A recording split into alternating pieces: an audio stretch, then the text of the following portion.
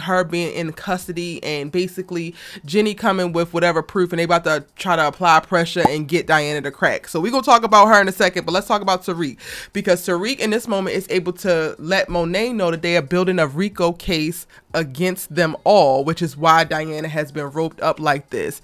And now Monet thought she had problems with the Russians. Monet thought she had problems with Gordo and his gold gun. Monet thought she had problems with Kane potentially like falling back and playing good soldier, but maybe still plotting on her and knowing that she killed Lorenzo or got Lorenzo killed. Nah, you have Fed problems, and they didn't just die with Whitman. It's on like hot butter popcorn, y'all. And honestly, y'all, I'm really excited for this moment. One, we have been seeing Monet very much so preoccupied, one, with grieving Zeke's death and then avenging his killing. Then when she realized who the actual person was, she had to go ahead and conspire and take care of Lorenzo. It wasn't until last episode that we actually saw her starting to get integrated back into the business. She came into the warehouse for the first time, saw all this product, made a statement about, oh damn, this Noma is really like, she's not playing no game, she's the real deal. And she's just now starting to get acclimated. And again, this is literally pouring gasoline on the fire, because all of this other stuff has been in the works. While she had her head in the clouds focused on grieving and vengeance, all of this stuff was shaking out, and now it's really coming to a head. Now I'm gonna skip ahead a little bit because I typically go through the trailer scene by scene and give y'all the thoughts, but later on in this trailer, we get to see Kane talking about, yo, y'all gonna set up EFFIE, and the scene is in Monet's room, and he's talking to Monet, which I'm really glad that I like broke this down like this, because I was assuming when I heard that voiceover at first that he was talking to Tariq, and I'm like, damn, Tariq is really that mad at EFFIE that he would just do that? I don't know if I believe that Tariq has anything to do with setting EFFIE up. But y'all let me know in the comment section down below. Like, I believe that this is definitely a Monet Tejada concoction. It's interesting in reference to how we have seen both Tariq and Monet move, because they have been utilizing each other and leaning on each other, but also there's moments where they don't provide additional information, right? So like when Monet called Tariq up and like, yo, I need to know if that international guap was the one who dropped Zeke.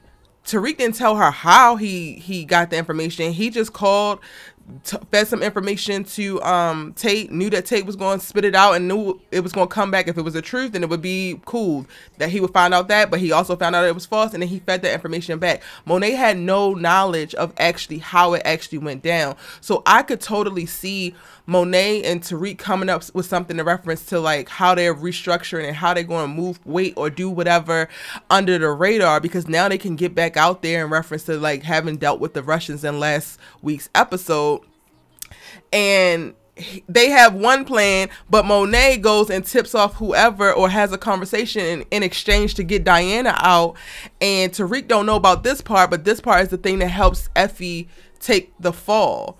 And I could also see Monet doing it, one, so that she can exchange and get Diana out and parlay in some way like that. But then also because Monet has, in my opinion, shown a little bit of love and respect for Tariq. In last episode, they had the moment where Kane was like, yeah, he's mad at us for killing his wire wearing, you know what?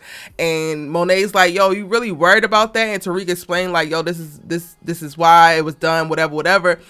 On a back end, on Tariq being the son that she really wanted, I could totally see her being like, damn, EFFIE is the one who did that. This could be a way to get back at her on behalf of Tariq. But you know, I could be reaching. I would love for us to discuss that in the comment section. I don't know if anybody else is going to point to it.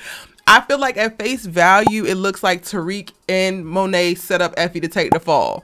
But I feel like that could be a little layer where Tariq actually don't have no knowledge of it, because he's going hella hard for Lauren. And I feel like he loves EFFIE similarly, right? Like not the exact same, but similarly. So he's going to try his best to do what he can for EFFIE, even if he's mad at her.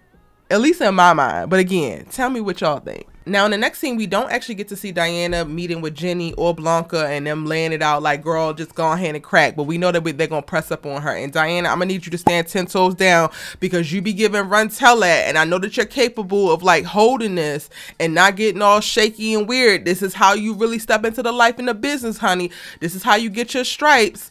But the scene that we get to see is Saxe and Davis meeting with her, because Saxe is going to wind up taking her on behalf of Davis's law firm, taking her on as a client. And I think that this happens just because Davis can't, because Davis represents Tariq, and on the back end, he's also representing Monet and Kane and all of them. I don't think that he actually can represent Diana without it looking hella sus and furthering the narrative of like, yo, you're really the consigliere of this whole thing. So they looping Saxe into it. And unfortunately, this is the thing that's going to help expose Saxe, or unfortunately for him, but good for us, right? And Blanca mentions this in the next scene, like, yo, this is going to blow your cover with you taking on her case as her attorney, but then also your CI on this exact case. Like, you can't actually do this. And the scene after that, we get to see Davis looking down the hallway and seeing Saxe talk to Jenny, and he's going to start to put two and two together. And it's like, this is getting real, y'all. I know a lot of y'all saying that Saxe is about to catch a bullet because Tariq knows that he's been lying, and now Davis is about to know. And clearly, the moment Monet finds out about any loose thread, she's ready to pull them hoes. But I don't know. I feel like Saxe is going to survive this. I don't know how, but I feel like he's going to survive this. Okay, so then going on, then we get to see Tariq meet with EFFIE, telling her that, yo, you want back in the business, I got a job for you. Then we get to see her with this box that she drops immediately when the cops pull up on her ass, and she gets to running. And then that takes us to the point where Kane is confronting Monet, like, you trying to set up EFFIE, and she says, no, I'm trying to take care of the damn RICO charge that's on our heads. And in between is intercut with scenes of them actually storming the coffee warehouse, air quotes, where they get to see all of their products, specifically Noma's products. So now, once y'all get it under control in reference to these feds, this law enforcement, you gonna have Noma and Obi on your damn head, because it looks like they about to seize 100 kilos in this warehouse. Like, y'all knew this was happening. If y'all was setting up something, I'm gonna need you to have pulled at least half of this weight out. Y'all need something to be able to flood the streets and make the money back, just so that you can try to break even when it comes to Noma, because she's going to be on y'all's head. This is going to be the second time that she's losing products. And then before the end of the trailer, we get to see Tariq and Davis running along that same helicopter path that he took his brother to, or the place where they get to watch the helicopters take off. And we get to see Davis yell, put the gun down. And I've seen so many speculations about this in reference to Davis's brother is going to be the one to try to kill Saxe. I personally feel like this could be Davis's brother about to pull the trigger and like kill himself, just to like put Davis out of his misery and get him to stop pursuing anything when it comes to him. But I don't know, this part of it just feels a little bit out of place, because, you know, Davis, we love you and all, but we don't really give a damn about what's going on with your brother. We got to handle this Ponzi scheme, and we got to handle this RICO. We don't really need the visuals of whatever he going through. Let's pray for him, and we gotta move on. So y'all, those are my thoughts. That's my preview for the episode 8 from season 3 of Power.